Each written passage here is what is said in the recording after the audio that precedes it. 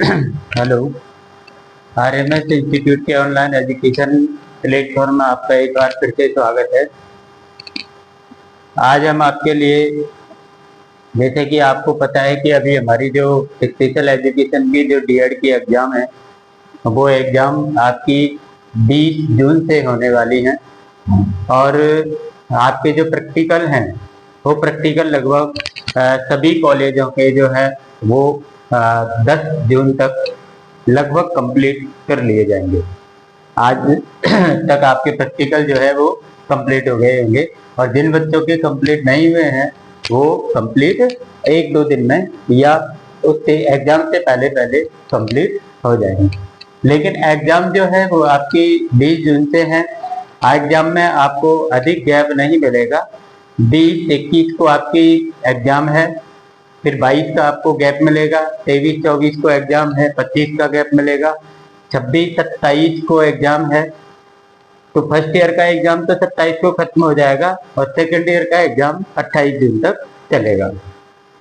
ये जो एग्जाम है, आप अपने इनके जो एडमिट कार्ड है वो आ चुके हैं। आप अपने एडमिट कार्ड अपने संबंधित कॉलेज से प्राप्त कर सकते हैं और अपने सेंटर पर जाने की, सेंटर पर पहुंचने की, सेंटर पर रहने की, ये सारी चीजें आप अपने हिसाब से देख लें।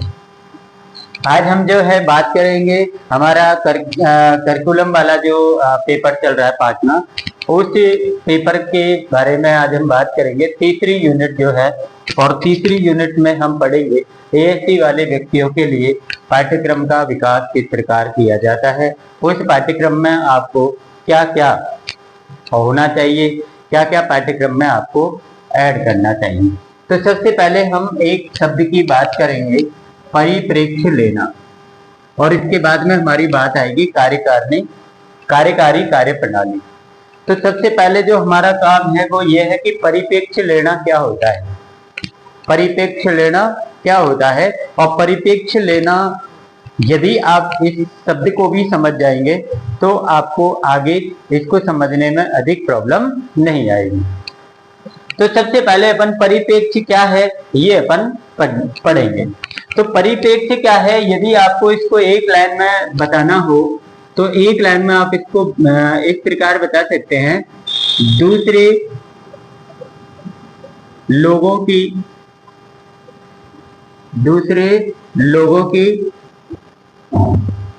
मानसिक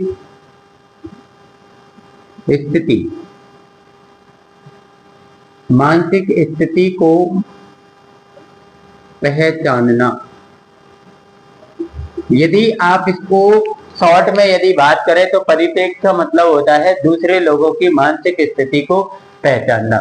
यदि आप किसी दूसरे व्यक्ति को सामने से देख रहे हैं और यदि उसको देखने के बाद में आपको उसकी मानसिक स्थिति का पता चल जाए, मतलब वो व्यक्ति क्या चाहता है, उसकी क्या इच्छा है, उसके अंदर क्या विचार आ रहे हैं, ठीक है ना, ये सारी चीजें यदि आपको पता चल जाता है वो आपका परिप्रेक्ष्य लेना होता है।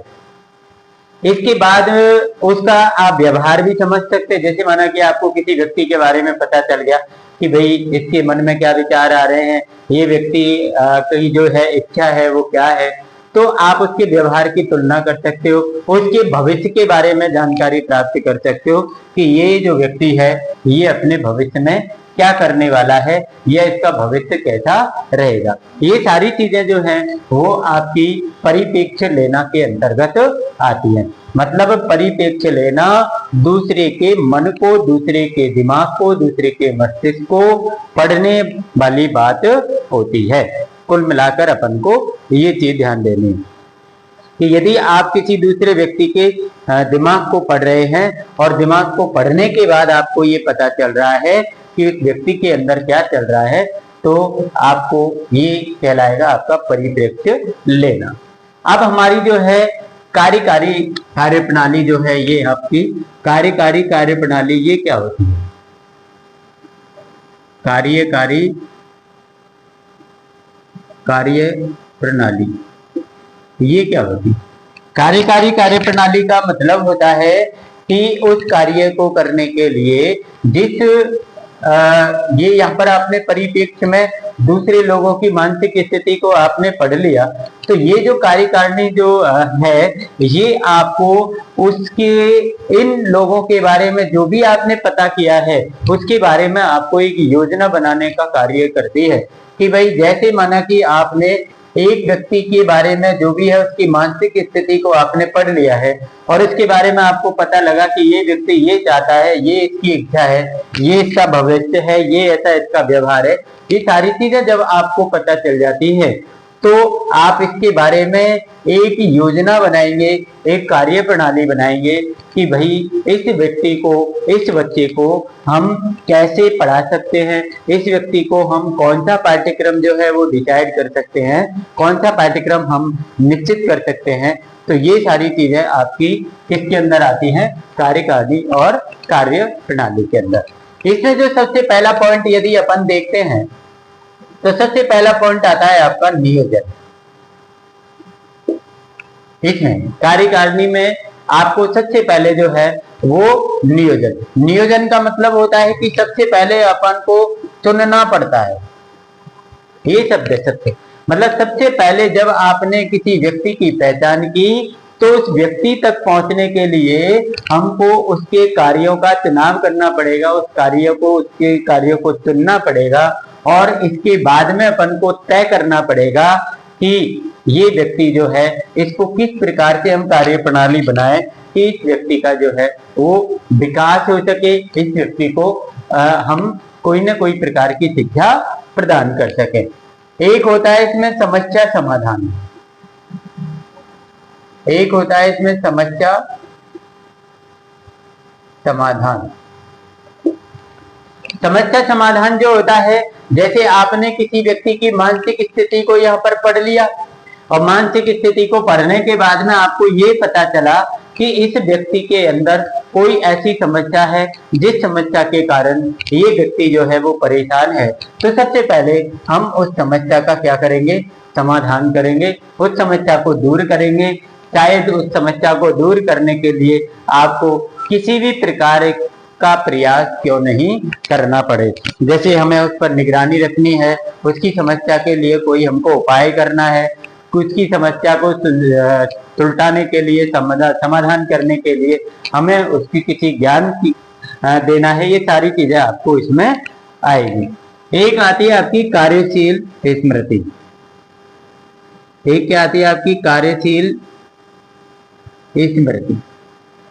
स्मृति का मतलब होता है याददाश्त, मतलब उस व्यक्ति की जो स्मृति है उसमें यदि जैसे बहुत से व्यक्ति ऐसे होते हैं जिनकी जो याददाश्त होती है वो थोड़ी कमजोर होती है, स्मृति कमजोर होती है, उनको बार बार किसी चीज को पढ़ना पड़ता है, बार बार किसी चीज को उनको रिपीट करना होता है।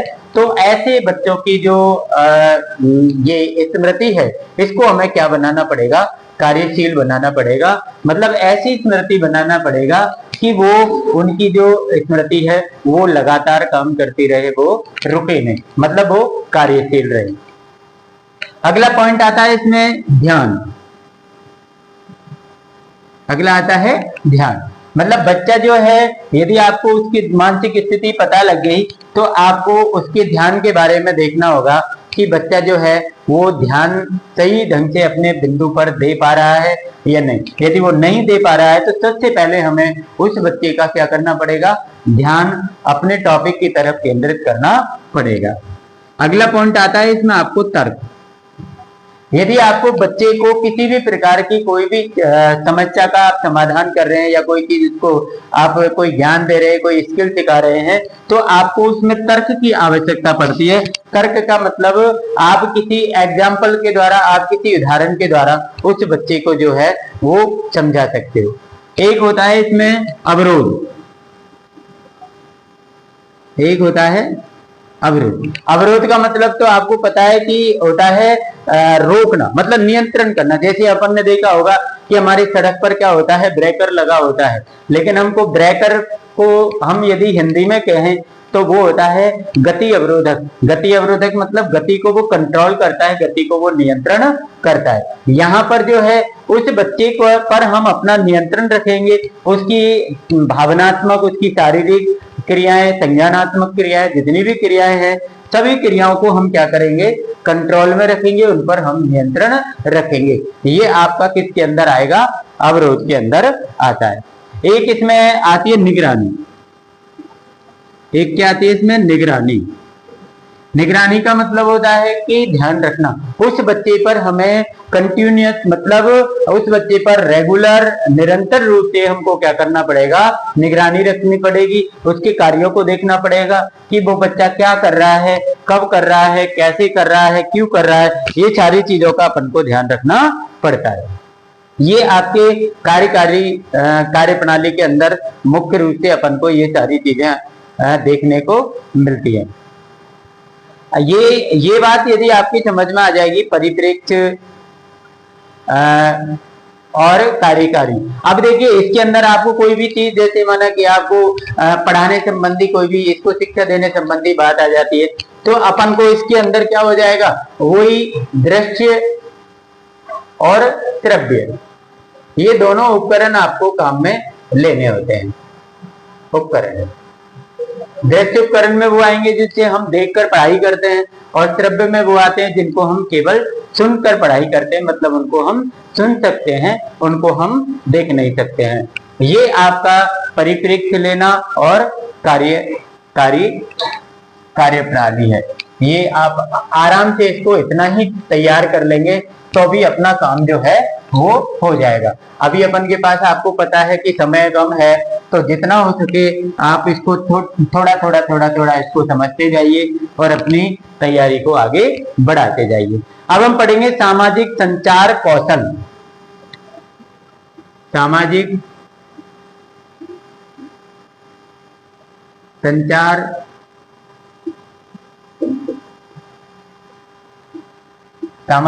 संचार कौशल, बातचीत और भावनात्मक विनियमन।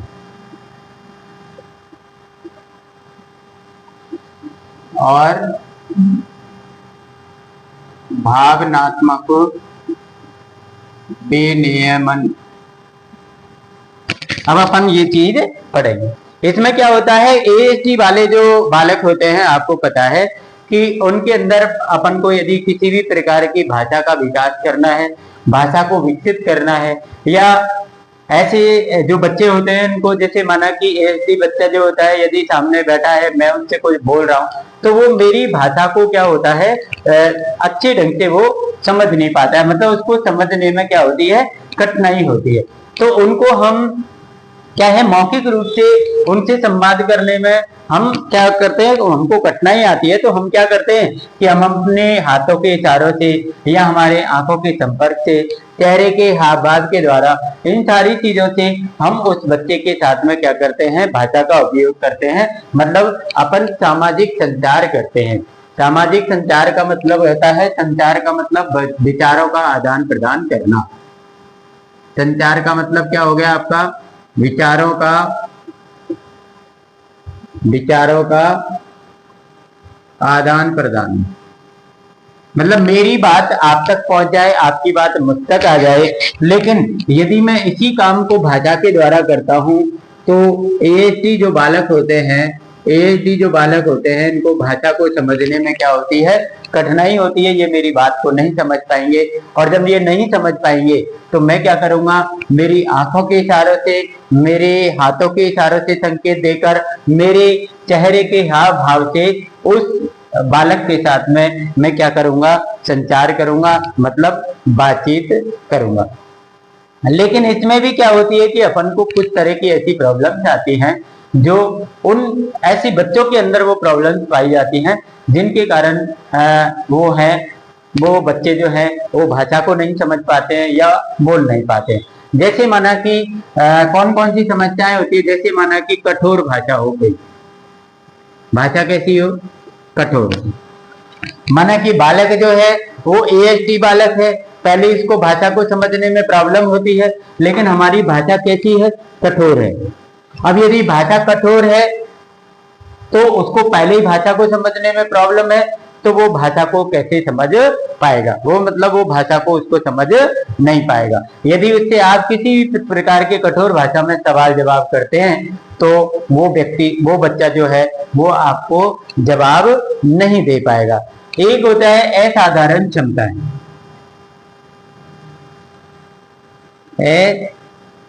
असाधारण क्षमताएं। यदि किसी बालक के अंदर जो है वो असाधारण क्षमताएं हो, जैसे कुछ बच्चे ऐसे होते हैं जो अपने कोई भी टॉपिक पर, कोई भी विषय पर अपनी रुचि दिखाते हैं, मतलब उसको प्राप्त करने के लिए सक्षम होते हैं। तो ऐसे बच्चों की जो ये भाषा है, ये भाषा के अंदर कुछ वो अपनी क्या करते हैं, रुचि दिखाते हैं, और बातचीत करने में क्या होते हैं, थोड़े से सक्षम होते हैं। मतलब वो हमारी बातों को समझते हैं और हम उनको अपने विचारों का क्या करते हैं, आदान प्रदान करते हैं। तो वो कुछ सक्षम होते हैं। क्या होते हैं इसमें, वो कुछ क्षमता उसके अंदर होती है। एक यदि कैसी हो, असमान भाषा, असमान भाषा। माना कि कोई बालक है, एएससी बालक है, और उसके जो क्षेत्र की भाषा है वो कुछ और है, लेकिन वहां पर यदि भाषा जो है वो असमान हो गई, मतलब कोई दूसरा व्यक्ति जो है वो दूसरी भाषा में बात कर रहा है, तो वो बालक उस भाषा को समझने में क्या हो जाएगा, असमर्थ हो जाएगा, वो उसको समझ नहीं पाएगा। और एक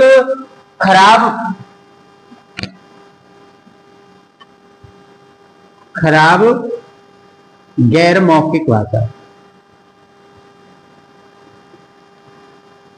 खराब गैर मौखिक भाषा। यदि माना कि कोई आदमी मौखिक में बात कर रहा है और एक गैर मौखिक मतलब वो इशारों में उससे कोई भी चीज बात कर रहा है, लेकिन वो उसकी स्थिति खराब है। स्थिति खराब मतलब समझाने वाला उसको समझा नहीं पा रहा है, तो वो भी संवाद करने में, मतलब वो बच्चा जो है वो सक्षम नहीं हो पाएगा। तो ये जो कुछ चीजें, ये कुछ समस्याएं बच्चे के अंदर होती हैं, तो इन समस्याओं का हमको क्या करना पड़ता है, उपाय करना पड़ता है। मतलब कुछ ऐसे कौशल आपके अंदर होने चाहिए जिनके कारण हम इन बालकों को कुछ चीजें सिखा सकें। अब जैसे कौन कौन सी चीजें ऐसी अपन को करने चाहिए जिनसे कि हम इन बालकों को कुछ कौशल सिखा पाए। देखिए, सबसे पहली जो चीज आती है इसमें, मिलजुल कर रहने वाली, मिलजुल कर रहना। मतलब ऐसे बालकों के साथ आपको अपना जो संबंध है वो अच्छा बना के रखना है। उन बालकों से आपको मिलजुल कर रहना है, और यदि इन बालकों से आप मिलजुल कर रहेंगे तो आपके विचारों का आदान प्रदान करने में आपको समस्या नहीं आएगी। एक उचित संचार व्यवहार, उचित संचार व्यवहार मतलब आपका जो संचार है, संचार का मतलब जो आप भाषा का, विचारों का आदान प्रदान कर रहे हैं, वो एक अच्छा होना चाहिए। एक बारी बारी से बात करना, बारी बारी से बात करना। बारी बारी से बात करने का मतलब है, जैसे माना कि उस एएससी व्यक्ति से आपको 5 लोगों को बात करनी है, तो 5 लोग आप एक साथ नहीं बोले, उससे पहले एक व्यक्ति बात करे, फिर दूसरा करे, फिर तीसरा करे, फिर चौथा करे, फिर 5वां करे, तो आप उस व्यक्ति को अपनी कुछ चीजों को समझा सकते हैं। एक परिवर्तन को आपको स्वीकार करना पड़ेगा, परिवर्तन स्वीकार करना।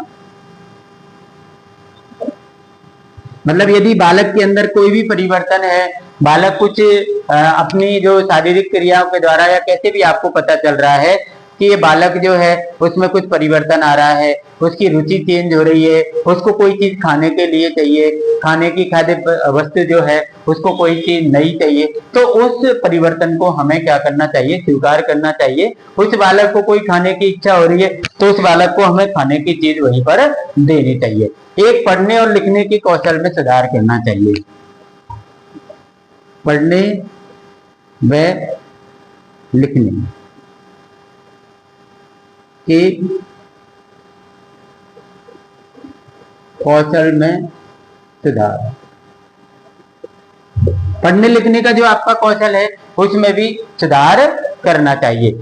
और अपन इसमें जैसे बच्चे के साथ में अपन को साक्षात्कार करना चाहिए, बच्चे के साथ में हमेशा लगभग अपन को क्या है, बातचीत करते रहना चाहिए, जिससे कि जो बच्चा है वो उससे हमारी क्या होती रहे, कनेक्टिविटी होती रहे। ये सारी चीजों का अपन को इसके अंदर ध्यान रखना चाहिए। ये सारी चीजों का यदि आप ASD बच्चे के अंदर ध्यान रखेंगे तो वो ASD बच्चा जो है वो आपकी बातों को, बातचीत में इसमें अपन को ये सारी चीजें जो है, सामाजिक संचार कौशल, बातचीत, ये सारी चीजें जो है उस बच्चे को आसानी से समझ में आ सकती है। एक अपन पढ़ेंगे अब स्व देखभाल। अगली जो चीज पढ़ेंगे अपन इस यूनिट के अंदर वो पढ़ेंगे स्व देखभाल।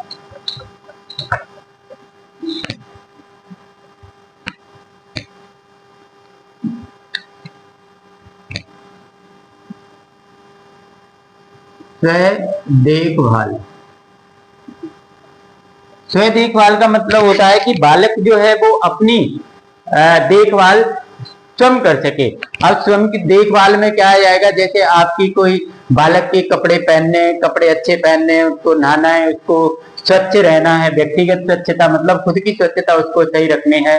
एक यदि वो किसी चीज से पीड़ित है उसका स्वास्थ्य का ध्यान रखना है, उसको अपनी दिनचर्याओं का ध्यान रखना है। ये सारी चीजें जो है वो आपके किस में आएगी, स्वच्छ देखभाल के अंदर आती है, ठीक है ना।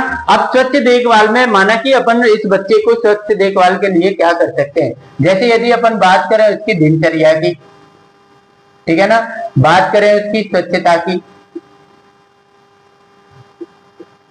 किसकी बात करें, स्वच्छता की। अब यदि ये सारी चीजों की बात करें और बच्चा जो है वो रेगुलर अपनी दिनचर्या का पालन करता है, अच्छे ढंग से दिनचर्या का पालन करता है, वो स्वच्छ रहता है, तो हम उसको इन सारी चीजों के लिए उसको हम पुरस्कार दे सकते हैं, पुरस्कार का हम उपयोग कर सकते हैं। उस बच्चे को शाबाशी देने के लिए, उस बच्चे का मनोबल बढ़ाने के लिए, उस बच्चे को मोटिवेट करने के लिए हम क्या कर सकते हैं, पुरस्कार का उपयोग कर सकते हैं, ठीक है ना। एक ये पुरस्कार का उपयोग कर सकते हैं, एक अपन उसको सामाजिक सम्मान दे सकते हैं। सामाजिक सम्मान मतलब समाज के लोगों के साथ जब वो बैठा है तो उसके अंदर हम उसको मोटिवेट कर सकते हैं, उसकी कोई अपन जो वीडियो वगैरह बना सकते हैं, उस वीडियो के द्वारा उसको हम मोटिवेट कर सकते हैं। ये सारी चीजें हम कर सकते हैं और उस बालक की स्व देखभाल में हम क्या कर सकते हैं, मदद कर सकते हैं। क्या कर सकते हैं, हम मदद कर सकते हैं। इसमें अपन को केवल एक चीज ध्यान रखनी है, स्व देखभाल में ज्यादा बड़ा टॉपिक तो है नहीं आपका। स्व देखभाल का मतलब होता है कि खुद की देखभाल वो बच्चा कैसे करे। अब इसमें मेन दो चीज होती है, दिनचर्या के अंदर सारी चीजें आ गई, स्वच्छता के अंदर अपन की जो साफ सफाई है वो इसके अंदर आ जाती है। तो यदि वो बच्चा इन दोनों कार्यों को भली भांति अच्छे ढंग से वो कर रहा है, स्वच्छता का ध्यान रख रहा है, दिनचर्या का पूरा पालन कर रहा है, तो हम ऐसे बच्चे को किसी न किसी प्रकार से मोटिवेट करें, मतलब उसको चाहे पुरस्कार दें, उसको चाहे सामाजिक सम्मान दें, उसकी कोई वीडियो ऑडियो जो है वो क्लिप बनाएं, उसको अपन सोशल मीडिया के द्वारा भी उसको हम बच्चे को क्या कर सकते हैं, प्रमोट कर सकते हैं। उससे बच्चा क्या होता है, मोटिवेट होता है और उस कार्य को वो लगातार करता रहता है, अच्छे ढंग से उसको करता रहता है। अब अपन बात करेंगे शैक्षणिक, मतलब शिक्षा से संबंधित बात करेंगे अपन। बात कैसी करेंगे हम, शैक्षणिक बातों में जो आपकी साक्षरता आ जाएगी, संख्यात्मक कौशल आ जाएगा, इसकी जो वोकेशनल जो स्किल है वो भी आपकी इसके अंदर आ जाती है। तो सबसे पहले अपन बात करेंगे इसमें पढ़ना। सबसे पहले हम किसके बारे में बात करेंगे, पढ़ना। सबसे पहले बात करेंगे हम पढ़ना। अब पढ़ने के अंदर जो चीजें आती हैं वो है जो ASD वाले जो बालक होते हैं, इनको जो छात्रों में जो है वो इनका दृष्टि कौशल जो होता है वो मजबूत होता है। दृष्टि कौशल मतलब दिखने वाली चीजों को ये ज्यादा पकड़ते हैं, क्योंकि मौखिक चीजों को ये बहुत कम पकड़ते हैं। तो अपन को सबसे पहले जो इसमें पढ़ाई में अपन को दृश्य कौशल का उपयोग करना चाहिए। कौन से कौशल का उपयोग करना चाहिए? दृश्य कौशल का। मतलब ऐसी चीजों का इस्तेमाल करना चाहिए जिनको कि बच्चा जो है वो देखकर आराम से उनको सीख सकता है। इसके अंदर देखिए अपन जैसे फ्लैश कार्ड बनवा सकते हैं, फ्लैश कार्ड बना सकते हैं, कोई भी चार्ट बना सकते हैं, कोई भी मॉडल बना सकते हैं, ठीक है ना। ये सारी चीजें अपन आराम से बना सकते हैं और बनाकर हम इनको बच्चे को दिखा सकते हैं। ये सारी चीजें आपको पता है, आप फाइल में भी बनाते हो। एक TLM की फाइल बनती है, TLM की फाइल बनती है, टीचिंग लर्निंग मटेरियल। क्या है इसका? टीचिंग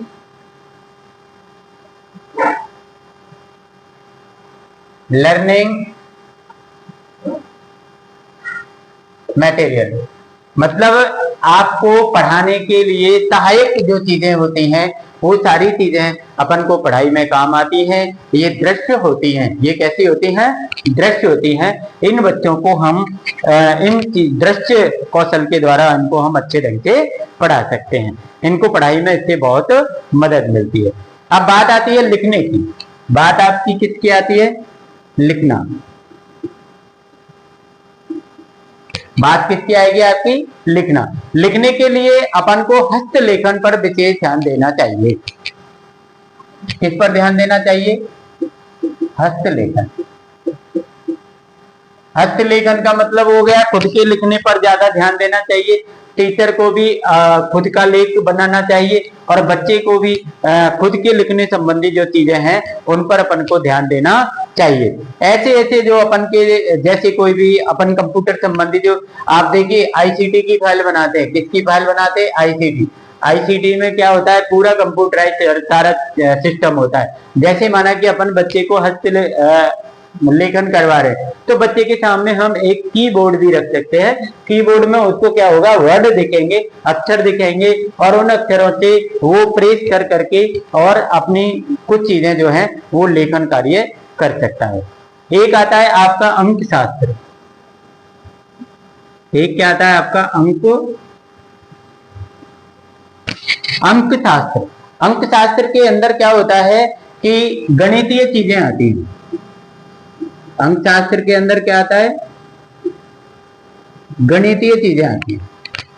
और गणितीय चीजें जो हैं आपकी वो पूरी अंक शास्त्र के अंदर आएंगी। इसमें अपन को क्या होता है? जैसे आपकी काउंटिंग है, आपकी टेबल है, ये गणितीय जैसे छोटे छोटे आपके जोड़ करना है या कोई भी गणितीय समस्या का समाधान करना है, ये सारी चीजें अपन को क्या किस में आती हैं? अंक शास्त्र के अंदर आती हैं। और ये सारी चीजें सिखाने के लिए बच्चे को हमें, जैसे हमने ऊपर पढ़ा था कि हमको दृश्य सामग्री जो है वो बच्चे की ज्यादा समझ में आती है, तो अपन को दृश्य कौशल का उपयोग करना चाहिए। अंक गणित से संबंधित, अंक शास्त्र से संबंधित हमको फ्लैश कार्ड, चार्ट या मॉडल ऐसे TLM का उपयोग हमको करना चाहिए। इससे क्या होता है कि बालक इन चीजों को देख देखकर बहुत अच्छे ढंग से अपने टॉपिक को क्लियर कर सकता है और उससे कुछ ज्ञान प्राप्त कर सकता है। अब हम अगला टॉपिक पढ़ेंगे, स्वयं वकालत। मतलब बालक जो है वो अपनी वकालत खुद करे, खुद के अधिकारों की रक्षा खुद करे। ऐसी चीजें ASD बालकों के लिए हमको इसके लिए क्या करना होता है ये अपन पढ़ेंगे। स्वयं वकालत।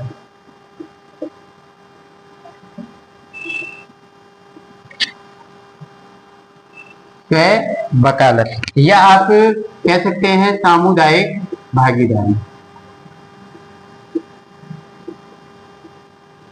सामुदायिक भागीदारी, ठीक है ना।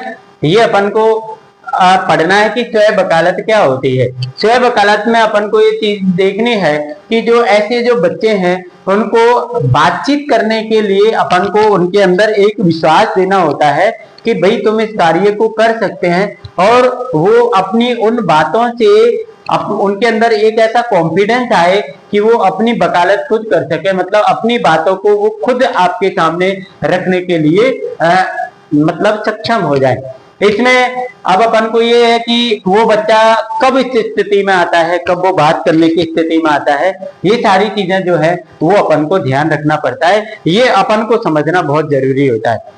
कई बार ऐसा होता है कि बालक जो है वो हमारी बातों को सुनने के लिए उस समय सक्षम नहीं है, या बालक का जो है दिमाग सही नहीं है, या बालक उस समय इंटरेस्टेड नहीं है, और यदि उसी समय हम उस बालक को कोई चीज सिखा रहे हैं, किसी भी एएसटी बालक को, तो ये मान के चलिए कि वो बालक उसमें बिल्कुल रुचि नहीं लेगा और वो अपन को कोई भी रेस्पॉन्स नहीं देगा। अब अपन को क्या करना चाहिए कि ये बालक जो है वो अपनी वकालत खुद करे? तो इसका सबसे बड़ा उपाय जो मैं आपको बता देता हूं, सबसे अच्छा उपाय है आईईपी। सबसे बड़ा अच्छा उपाय क्या है? आईईपी। आपको पता है कि जब आपने प्रैक्टिकल दिया तो आप फाइल के अंदर एक आईईपी की फाइल भी बनाते हैं। किसकी फाइल बनाते हैं? आईईपी। और आईईपी का जो फुल फॉर्म होता है वो होता है इंडिविजुअल एजुकेशन प्रोग्राम, मतलब व्यक्तिगत शिक्षा कार्यक्रम। ये किस पर निर्भर होता है? ये व्यक्तिगत होता है। क्या होता है? ये व्यक्तिगत।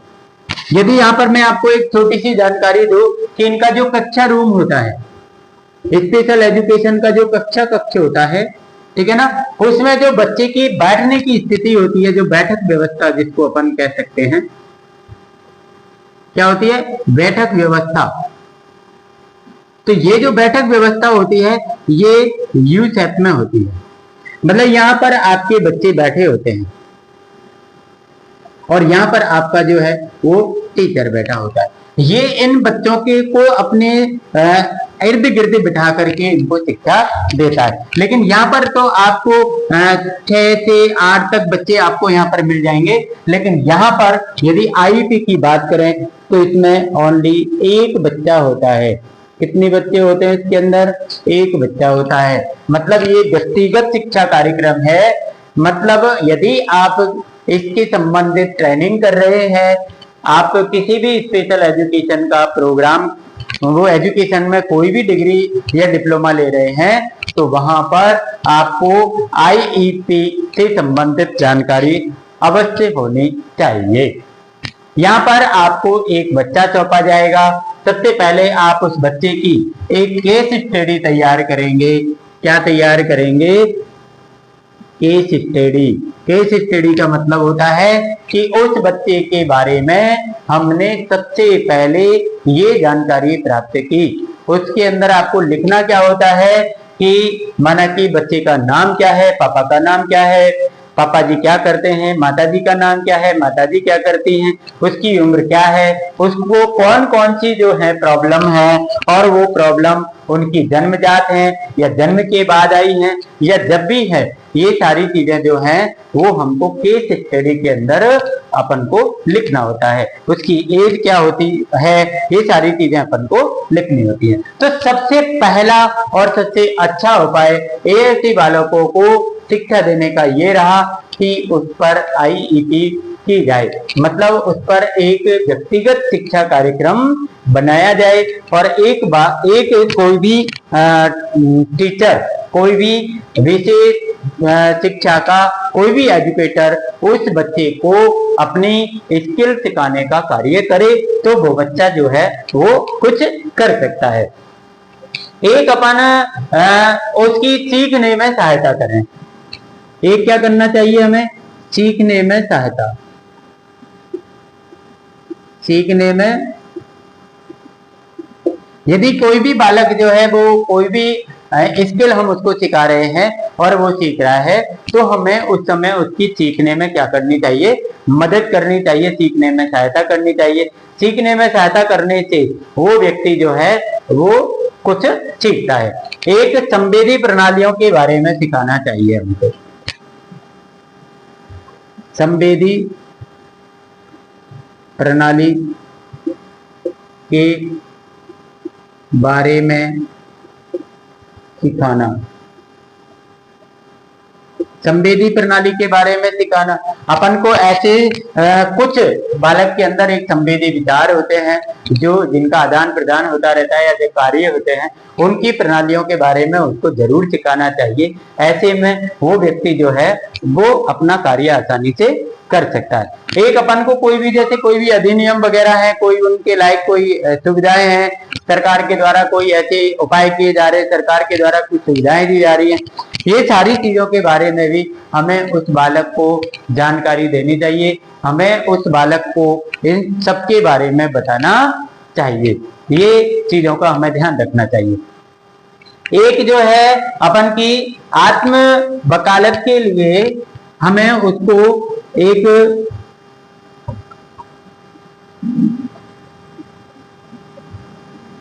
आत्म वकालत में सहायता करना। माना कि बच्चा जो है वो अपनी वकालत खुद कर रहा है, मतलब अपने बारे में वो खुद बता रहा है, या अपने कार्यों के बारे में वो, या अपने अधिकार के बारे में बता रहा है, अपने हक के बारे में बता रहा है, ये सारी चीजों के बारे में बता रहा है। यदि वो आत्म वकालत कर रहा है तो हमें उसको उस समय प्रमोट करना चाहिए, हमें उसकी सहायता करनी चाहिए। ये तो आपकी हो गई स्वयं वकालत। और इसके अंदर हम एक चीज और पढ़ेंगे, सामुदायिक भागीदारी। ये तो आपकी कौन सी हो गई, आत्म वकालत। सामुदायिक भागीदारी के अंदर अपन को क्या देखना है, सामुदायिक भागीदारी का मतलब है, सामुदायिक का मतलब होता है समाज, और समाज के अंदर उसकी क्या भागीदारी होती है, मतलब समाज के अंदर उसका क्या योगदान होता है।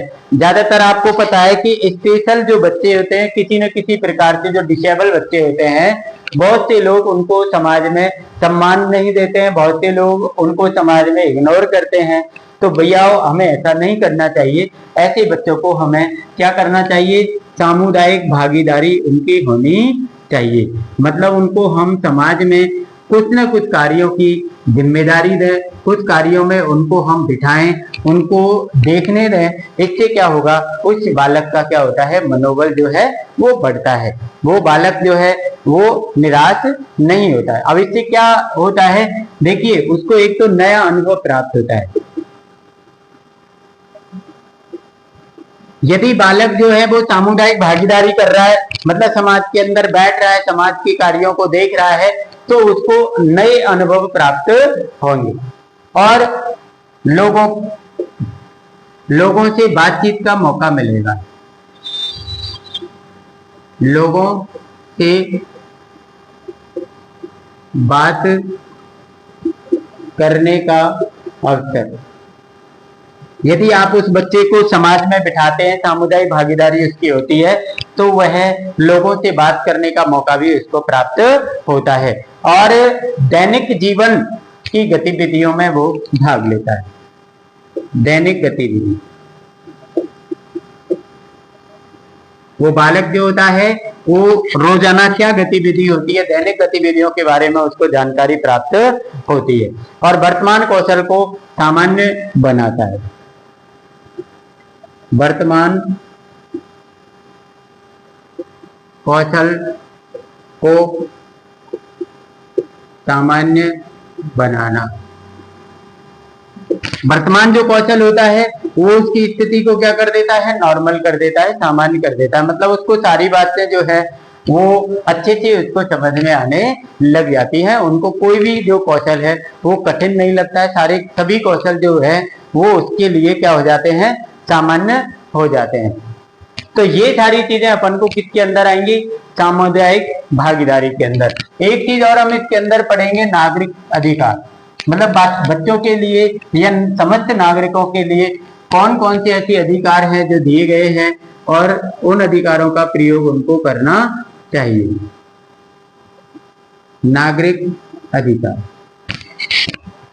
नागरिक अधिकार के अंदर अपन को पता है कि भारत का जो हमारा संविधान है, भारत के संविधान में सभी लोगों को समान रूप से अधिकार प्राप्त है और इसके लिए हमारा एक अनुच्छेद है 14, अनुच्छेद 14। ये अपन को क्या करता है, भारत के प्रत्येक नागरिक को कानून के समक्ष क्या करता है, समान करता है, मतलब प्रत्येक व्यक्ति कानून के द्वारा क्या है, समान है।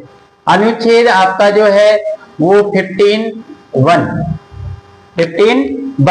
ये समस्त जो हमारे भारत में जो धर्म है, जाति है, लिंग के आधार पर हम किसी भी व्यक्ति के अंदर भेदभाव नहीं कर सकते, ये हमारा कानून कहता है। अनुच्छेद 15(2) ये अपन को बताता है कि जो विकलांग व्यक्ति होते हैं उसको प्रत्येक नागरिक के साथ किसी भी सामाजिक स्थान पर वो जा सकता है। मतलब जिस प्रकार एक नॉर्मल व्यक्ति जहां पर जा सकता है सामाजिक जगह पर, वहां पर विकलांग व्यक्ति भी जा सकता है। उसके साथ में कोई भी भेदभाव नहीं किया जा सकता है। ये हमारा जो संविधान है इस बात को कहता है अनुच्छेद 15(2) में। अनुच्छेद जो है आपका 17, अनुच्छेद 17 ये अपन को ये पावर देता है कि आप किसी प्रकार से डिसेबल बच्चे को, मतलब जो एएसडी बच्चे की बात यहाँ पर चल रही है, तो ऐसे डिसेबल बच्चों को आप अछूत नहीं मान सकते, मतलब उनके साथ में भेदभाव नहीं कर सकते। एक आपका है अनुच्छेद 21, ये आपके प्रत्येक व्यक्ति के जीवन और स्वतंत्रता का अधिकार देता है, और 6 से 14 वर्ष तक के बालकों को ये शिक्षा का अधिकार भी आपको देता है कि वो शिक्षा ग्रहण कर सकता है। अनुच्छेद 23 के अंदर आपका बाल श्रम प्रतिबंधित है, मतलब छोटे बालकों से आप कोई भी श्रम नहीं करवा सकते। अनुच्छेद 24 जो है, अनुच्छेद 24 ये आपको 14 वर्ष तक की से कम आयु के जो बच्चे हैं उनको ये रोजगार को प्रतिषेध करता है। मतलब आप 14 वर्ष से कम आयु के बच्चों से को रोजगार पर नहीं लगा सकते, मतलब उससे आप कोई भी नौकरी श्रम नहीं करवा सकते। अनुच्छेद जो 32 है, अनुच्छेद 32 ये आपके जो भी व्यक्ति किसी भी प्रकार की डिसेबिलिटी से ग्रस्त होता है और यदि वो किसी भी संवैधानिक उपचार की मांग करता है तो उसकी मांग जो है वो क्या है, उसको मांग करने का अधिकार है, वो मांग कर सकता है। ये सारी चीजें भी अपन को ध्यान रखनी है। और एक अनुच्छेद है आपका 300A, 300A ये किसी भी व्यक्ति को संपत्ति के अधिकार से आप वंचित नहीं कर सकते। जैसे माना कि आपके घर में कोई बालक ऐसा है जो विकलांग है, वो किसी न किसी प्रकार की डिसेबिलिटी से ग्रसित है, तो आप उसको अपनी संपत्ति से वंचित नहीं कर सकते। ऐसे नहीं कि भाई ये व्यक्ति तो डिसेबल व्यक्ति है, ये व्यक्ति तो आपका क्या है, विकलांग है, ये व्यक्ति तो पागल है, इसको हम अपनी संपत्ति नहीं दे सकते। तो आप किसी भी प्रकार से उस व्यक्ति को अपन क्या नहीं कर सकते, उस व्यक्ति को हम संपत्ति से दखल नहीं कर सकते, वंचित नहीं करते। और भी काफी सुविधाएं जो हैं वो हमारी सरकार के द्वारा ऐसे बच्चों को, डिसेबल बच्चों को दी जाती हैं। जैसे उनको पढ़ाई लिखाई है, उनका स्वास्थ्य बीमा है, उनके आवास की व्यवस्था है, उनकी स्कूल की शिक्षा है, उनको व्यावसायिक प्रशिक्षण देना है, जो कॉमर्शियल एजुकेशन जो होती है कि बच्चा जो है वो थोड़ा सा अपना इतना ज्ञान प्राप्त कर ले कि वो अपना जीवन यापन कर सके। ये सारी चीजें जो हैं वो अपन के इसी के अंदर आती है। और एक इसमें जो चीजें जुड़ी होती हैं वो मनोरंजन के संबंधित भी जुड़ी होती है, मतलब ऐसे बालकों का पूरा मनोरंजन भी किया जाए। तो ये चीजें आज हमारी जो है वो तीसरी यूनिट के अंदर जो हमने ये सारी चीजें पढ़ी हैं, आपको ये सारी चीजें परीक्षा की दृष्टि से काम आएंगी, हमारा ऐसा मानना है। आप अपनी परीक्षा की जो है तैयारी करते रहें, तैयारी में बिल्कुल आप पूर्ण रूपेण जुट जाएं, क्योंकि आज आपके पास में 9 दिन शेष है। मतलब आपकी 20 तारीख को एग्जाम है, आज आपकी 10 जून हो चुकी है और आपके पास 9 दिन शेष है, 6 आपके पास पेपर हैं। तो एक पेपर के हिस्से में लगभग 1 और 1 आधा, मतलब 1.5 दिन जो है वो आपका आता है।